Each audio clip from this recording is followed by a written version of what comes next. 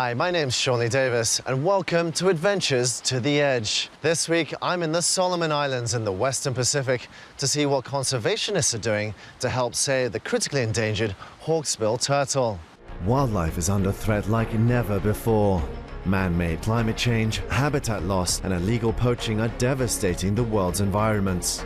We've lost half the animal species on the planet in the last 40 years, and all large marine life could become extinct by 2050.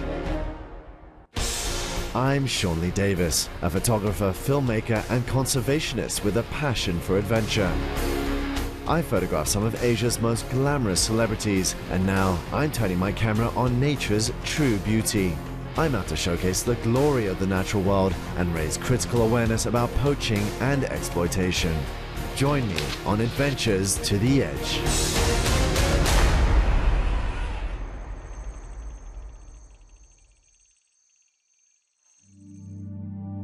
Sea turtles have roamed the world's oceans for millions of years. But having outlived the dinosaurs, they are now under threat from humans. Turtles have been around for so long, and they've been virtually unchanged for the last 70 million years of life in the seas. They've been around a long time, and they've demonstrated huge survival potential.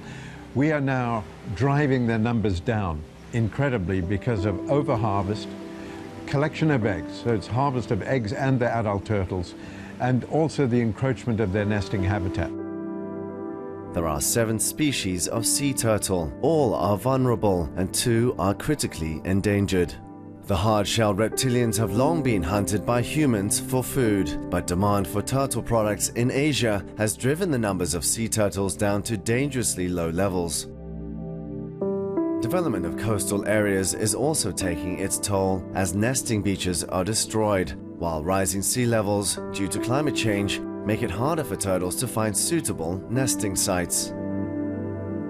Life's tough if you're a turtle. You got to live all your life at sea with all kinds of things, with pointy teeth out there interested in snacking on you. They've got to find mates. They've got to find a beach that's suitable for laying their eggs, and it's got to have the right conditions of temperature and humidity. Turtles have just persisted over not just centuries, not just millennia, but millions of years.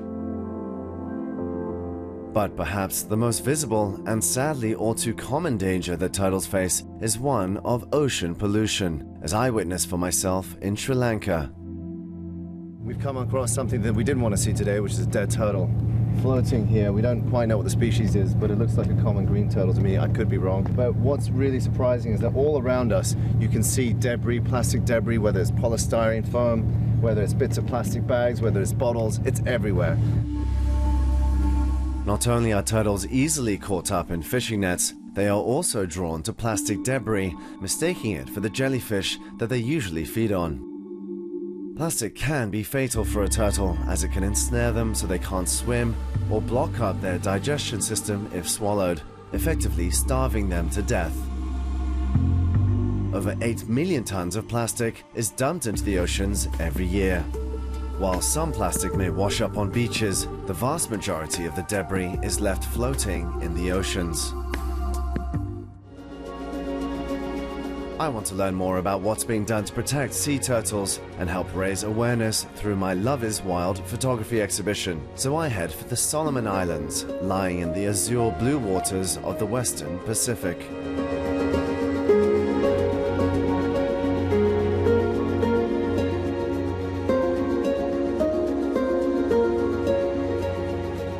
Amongst this jaw-droppingly beautiful scenery, there is a marine protected area called the Arnavan Islands, home to a unique conservation project to protect the Hawksbill turtle.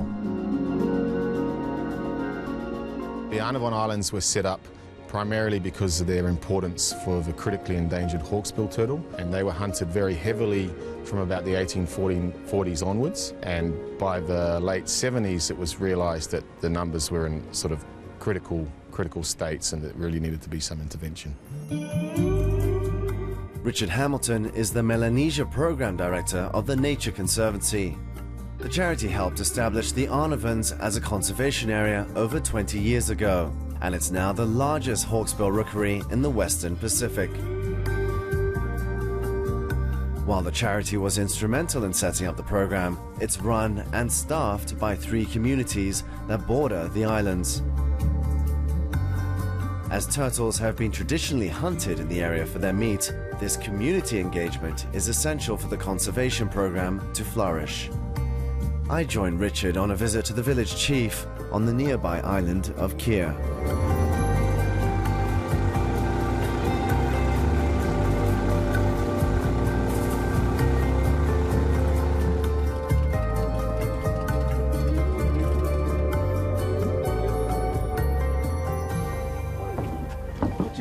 Chief Mickey. Okay. Good to meet you. Thanks to you. Thank you for inviting us into your home. Why did you think it was important to protect the turtles? So turtle is one very important traditional food in olden days. So that's why we try to save that one. So we must be looking after them. Because human being is a man to have a stewardship on this creation. So it is our duty to looking after them. Was it hard changing the behavior of certain communities who traditionally hunted the turtles for food and also for rituals? So people start to realize that everyone always damaged the situation in olden days, so they realize now, and we try to find a way to protect them. Are the new generation in your community, are they very aware about marine conservation? I think all our children here is very interested to know how now turtle is going. We make one quiz, yeah? So they try to find out information. So the interested for know that turtle is a very good thing for us to looking after. Well, that was an experience. Chief Mickey was one of the founding members of the Arnavan Islands, but really his foresight all those years ago about protecting this magnificent area and getting the communities to get behind him to protect the turtles rather than hunt them is really paying off with dividends now.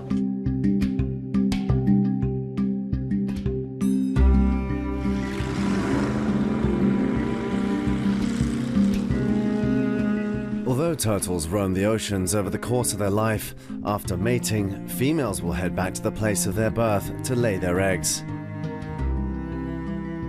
As turtles typically nest on the beaches at night to avoid predators, the rangers patrol the island round the clock to monitor any activity. By marking previous nesting sites, the rangers can keep an eye on the eggs and help ensure as many hatchlings survive. I'm really excited to see a nesting, but for now, there's nothing to do but wait.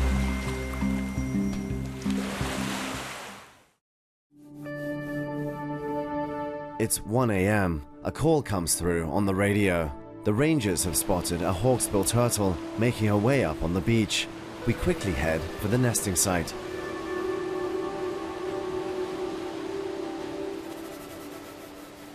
This turtle is probably between the age of 35 to 50 years. She's just beginning to dig down to lay about 200 eggs and then swim out for another 7 to 8 years, probably down to Australia, before she returns here to lay her eggs again.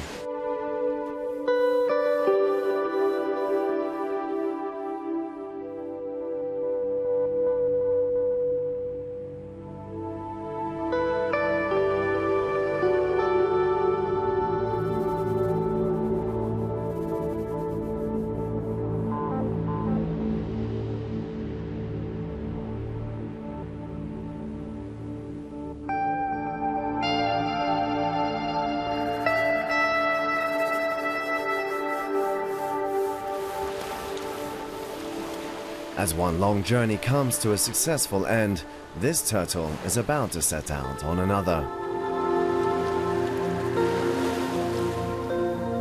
So the hard work for the female turtle may be done, and now the work starts for the rangers. So Dixon here is trying to dig up the eggs that were just laid here minutes ago.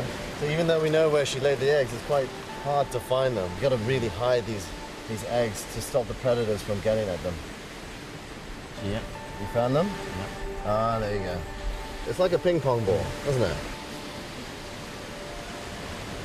In about 2 months' time, these eggs will hatch, and I'm told the survival rate of this particular nesting would be about 90%. Now, once they get out of the ocean, only 1% of these hatchlings will survive to become mature adults.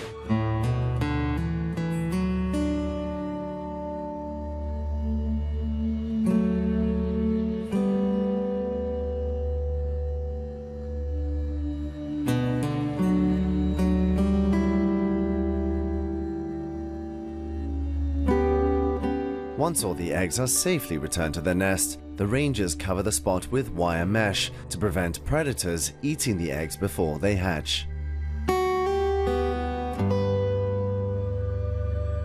It's simple steps like these that have played a key role in the dramatic struggle for survival of this critically endangered species.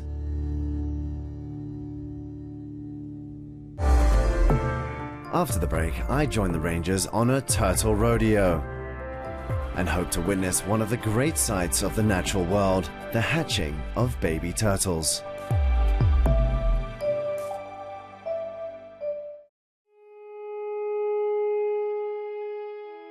Sea turtles are amongst the most endangered species on the planet. Illegal trade in turtle products in Asia, together with plastic pollution and the effects of climate change, have seen species such as the Hawksbill turtle decline dramatically in recent years.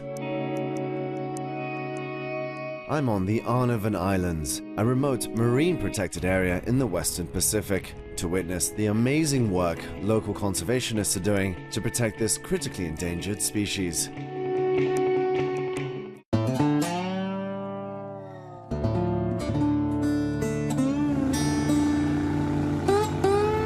We're about to embark on a turtle rodeo. Now, you might be asking what that means exactly.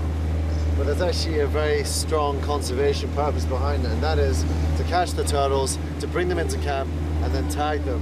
So one of the rangers here is on the lookout for turtles in the water. We're going to chase the turtles. The ranger would jump in, grab the turtle, put it on board, and then we take it back to camp, tag the turtle, and then release it back into the wild.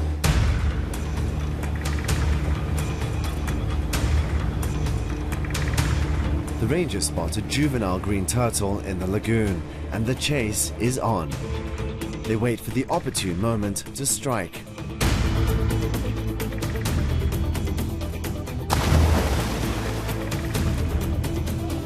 They're nippy, these guys. They're really faster than you think. You think turtles are slow? They ain't slow. As the turtle passes under the boat, the next ranger is ready to jump. This time, the turtle isn't so quick.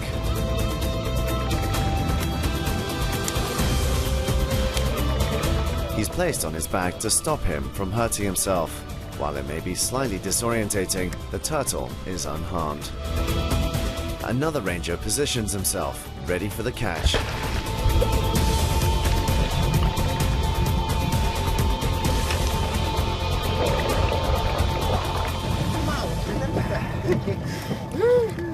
It's okay, buddy. You still need one more turtle. This one has my name on it. I'm gonna catch him, okay? Yeah?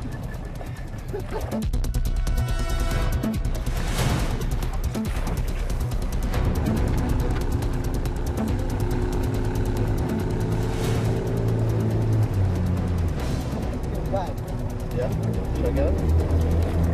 Go in front. Go in front.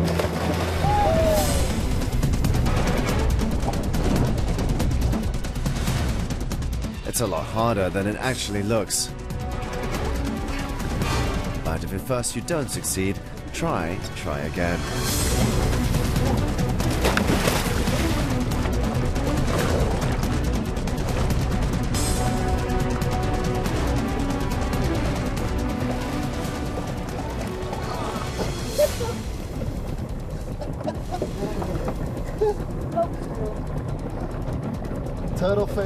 Total failure. With the other turtles on the boat beginning to dry out, I'm running out of time. I have one last attempt.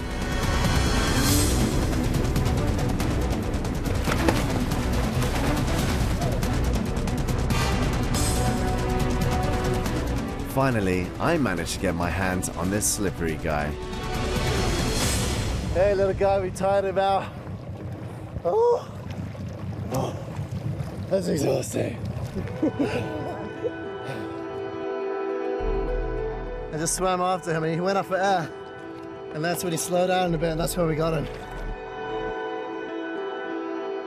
It's been a fun challenge, but now the real conservation work begins back on the island. These little guys here, been in for a bit of a rough ride. I'm gonna now tag them and then release them as soon as possible. But they're okay. Just had a bit of a sunbathing time, didn't you, little fella? All right. Oh. Ouch. The rangers have a rule. The one who catches a turtle is responsible for tagging it. So unfortunately for this turtle, that means me. Yeah, there. Yeah. And just pull. You just. I don't want to hurt you, turtle. 1, 2, 3. Push it through. Okay. Yeah? Yeah. Ah, good. He doesn't look too impressed, but I'm assured that it doesn't hurt too much.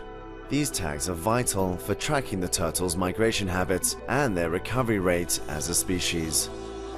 Time for this little guy to go back to the big blue. You alright? It's a bit traumatic, but I think they're okay. Just wait till they get in the water, he'll zip off, just watch. You may not realize it, but this turtle will be playing an important part in the preservation of his species.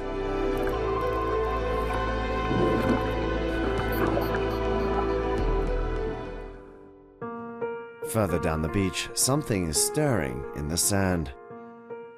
On a regular patrol, Dixon predicts a hatching is imminent. How do we prepare the site? We just remove the sticks Okay. first. Want to make a little site for these guys? Yeah, and also remove the mist. In order to make it a bit easier for the turtles, we actually clear a channel so they know which direction the ocean is. Yeah. The hatchlings face a myriad of threats when the time comes to leave the nest. Crabs and birds are known to feed on the hatchlings as they scamper to the water's edge. They all crawl out in mass and make their way down to the water, and it really is running the gauntlet. There's probably only 2 or 3 turtles per 1,000 which will make it back to adulthood. With such a low survival rate, it's essential that the rangers protect the hatchlings as much as possible to increase their chances of coming back. With the channel built, Dixon carefully removes the sand with all the care of the mother who placed her eggs here 2 months ago.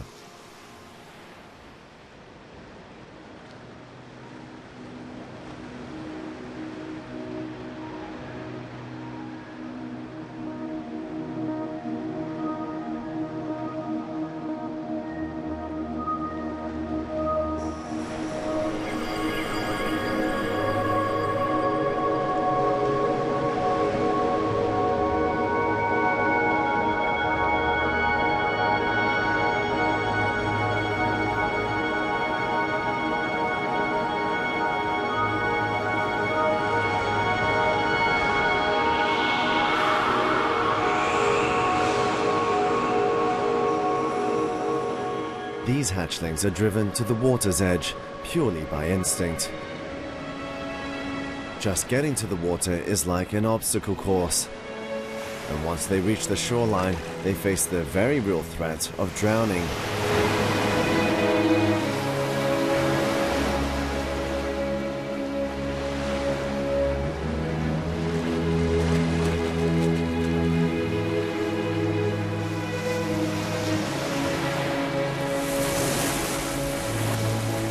The last of the hatchlings make it off the beach. So far, so good. They will now drift out on the ocean's currents for thousands of kilometers to feed and grow.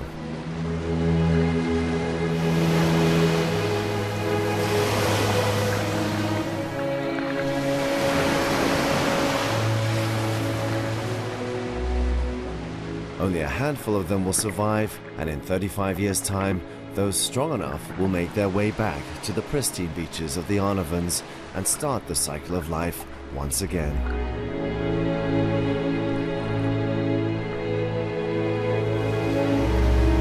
They make this incredible journey all by themselves, but thanks to the work of Dixon and the other rangers on the Arnavons, their species may just have a better shot at survival. It's this attention to the little details that makes the Arnavan Islands so unique and vital for the future of the Hawksbill turtle. Since the establishment of the Arnavons and some national level legislation which prevented the export of shells, we've seen more than 200% rise in nest numbers. But with the impending threats of climate change and plastic pollution in the oceans, the fate of this species doesn't just rest with conservationists. We all have a role to play. I think for someone in Hong Kong or Asia, the obvious one is not to buy turtle products. Yes, those earrings are beautiful, but they came off a hawksbill which had spent a month swimming here from Australia or Papua New Guinea nest, and she was murdered on a nesting beach. Don't support that trade. That sea change needs to happen, where the consumers really realise that what you do in Hong Kong translates straight down to the ground here in the Arnavons. We're not put on Earth as a species to eliminate everything else. We're put on here, we're custodians of the Earth and its species and its habitats and its ecosystems. So it's important for us to take care of these. I, as a parent, don't want to be in a situation where I have to tell my kids or my grandkids that, oh look, here's a picture of a hawksbill, but you know, the only place you're going to see it is in a book or in a movie, because through our lack of efforts we send it extinct. I think it would be a crime for me personally if we can let those beautiful animals just go. I really do. I've been tremendously fortunate here on the Arnavons to witness one of the most spectacular events of the natural world. Let's make sure that we can do our bit to ensure that these remarkable creatures, which have survived for millions of years, can continue to thrive in the oceans for years to come.